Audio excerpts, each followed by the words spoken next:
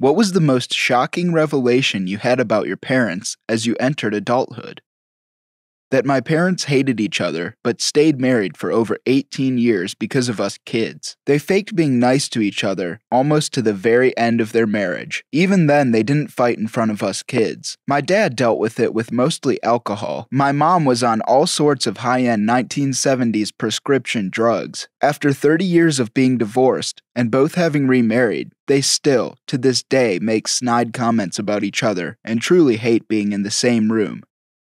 My mom drinks a bit, and as her children have moved out and on, the quantity she'll drink each night with/after dinner has increased quite a bit. Anyway, recently she told me she can't drive at night anymore due to cataracts. I kind of went, alright, that makes sense, because her 90-year-old father has cataracts as well. Yesterday, I read a non-fiction piece called Why Aren't You Laughing? About the author's mother and her relationship with alcohol. In it, his mother uses the exact same excuse, and he states that he and his sisters knew the real reason was she was too drunk by sundown to drive. That was a really big, oh, moment for me. I had to put the book down for a few minutes after I read that section. My mom was a nurse in the neonatal unit, premature babies. There'd be days she'd come home and it was obvious she'd been crying. At the time, I'd give her a hug and tell her to feel better, then go play outside or back to my video games, not thinking much of it. I was 10. It wasn't until my senior year in high school that it dawned on me that often the reason she had been crying was because the baby had died on her shift. I can't even imagine having to deal with that on a semi-regular basis. She later told me she was often responsible for supporting the parents, and one of her talents was making clay molds of the deceased baby's hands as a keepsake for the parents. Thinking about doing that and having to make the molds made me realize that my mom was the most incredibly strong and compassionate person I'd ever known. Edit. Wow, thank you for all the lovely responses. Going to pop over to my mom's for dinner tonight and share all these beautiful comments with her. Immense respect to anyone in the first responders, medical, or social work fields. You guys are heroes every day, and society all owes you a debt that can never be repaid. How poor we were and how well they handled it. We weren't extremely poor to the point where we were homeless, but as I got older and started to penny pinch, I realized how much my parents had to. We regularly had grilled cheese or eggs for dinner, which I now realize is because they're relatively inexpensive. Our vegetables were always grown in our tiny garden. Our grandmother was our only babysitter. My father worked triple overtime and my mother worked double. My mother would splurge on a box of wine that would last a month. My father would always wear the same clothes for years. We always had great holidays and they never skimped out on spending money on us if we needed it. It really does make me appreciate them. Edit. A lot of people have been asking how two people who work so much are still poor, and I understand. Medical or debt issues aside, you have to realize that being poor is a never-ending system that is much harder than to just work through it. If you work a minimum wage job and have to work so many hours to support your family, you do not have time to job hunt, or money to buy clothes for interviews, or take time off to go to any sort of schooling. Many people are one large expense away from financial hardship themselves. Two people can work a combined 140 hours a week, but after taxes, living expenses, insurance, transportation, and taking care of children, not much makes it through to savings. Take time out of your day to thank your parents. You never know when you won't have the ability to anymore.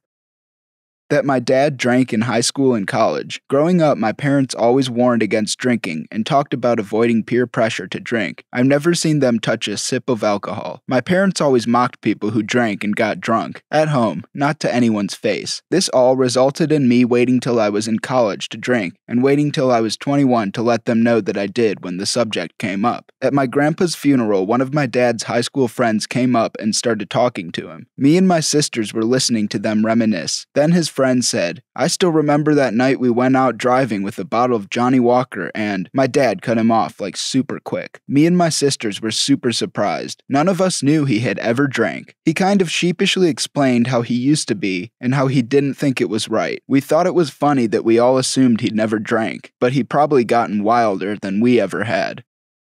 They had no idea what they were doing. Dad ran his own business for 20 years, and I've tried to follow in his footsteps starting my own. I started asking a lot of questions about business and how stuff is done, and one day he sat me down, looked me in the eye, and said, "I really don't know how I made it work, because 90% of the time I had no clue what I was doing, But when you run a company, everyone assumes you're an expert. Convince them you know what you're doing, even if you don't. Running a business isn't stressful because of all the calls and the work. It's stressful because most of the time you're lost and making things up as you go. I eventually told my mom about that conversation, and she pretty much said the same thing. All this time I thought I was just crappy at being an adult. Turns out, everyone is just winging it and hoping for the best, but Dad was never going to tell his kids that. My brother and I thought he was some sort of superhero, and as I got older, I was real proud that my dad owned a company. Other people's dads worked at companies, but my dad owned one. Turns out, all dads are equal.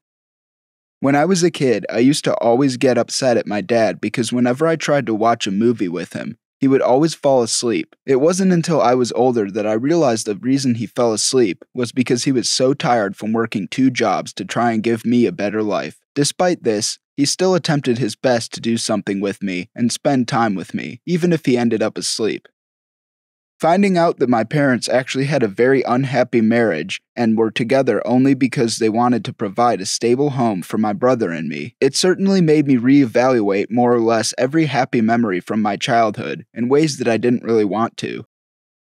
I only realized just a few days ago how horrible their divorce was. For the past few years, I thought it was just a regular divorce, and I didn't remember any of it, even though I was 12 at the time. But apparently my home was not a very good one at that time. My dad constantly accused my mom of cheating. My mom was so scared she kept a knife under her pillow, and she stayed with him 5 months after the divorce because she was afraid he'd kill my brother and I. My dad constantly fought not only with my mom, but with my brother, who was only a year older than me. He always told him that the divorce was his fault, but my mom did awful things too. She locked herself in a room and threatened to destroy some pictures of his family. He kicked down the door and stopped her. That's the only thing I actually remember. The rest I've just been told. Knowing this kind of sheds some light on why I'm so fricked up. A few years ago, I hated my brother so much that I actually plotted to kill him. He hardly did anything to deserve it, besides just being annoying. A year ago, I cut my tongue off and had it reattached at the hospital. I've since been treated for schizophrenia, but my therapist and I are beginning to suspect that I actually have depersonalization/derealization from my trauma. It makes a little more sense, because cutting my tongue off and not speaking anymore might have been an extreme attempt to depersonalize, even if I didn't know it.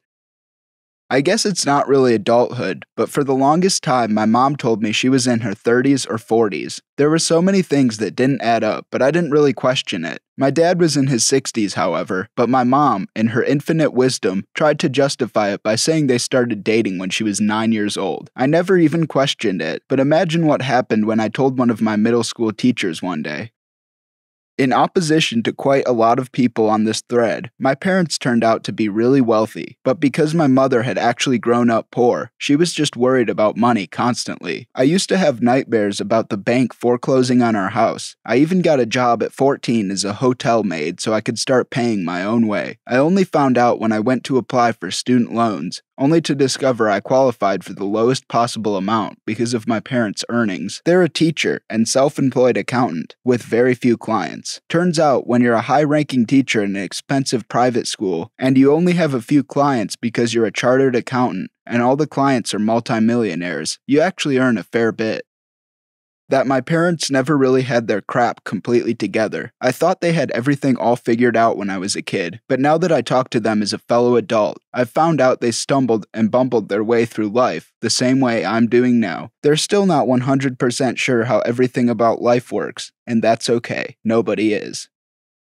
My parents are 5 years apart in age, my mother being older. While I was growing up as the middle of 5 kids, I always saw my dad as the fun-loving, kind of immature one, while my mom was a bit uptight. It wasn't until last year, when I was 20 years old, that I found out that every single one of their friends was associated with a local strip club. Long story short, when my parents first got together, my dad jokingly asked to take my mom to a strip club, knowing she would say no. By his surprise, she agreed, and off they went. Years later, and they are weekly regulars. My parents made good friends with many dancers, bartenders, and even the darn Pepsi delivery guy of the place. They came around all of the time, knew my siblings and I well, and really became family. Seeing how all the people aged and went down separate paths while all still keeping in touch was crazy. Some turned out great and some horrible. It's weird to grow up and realize your parents were young and fun once, too.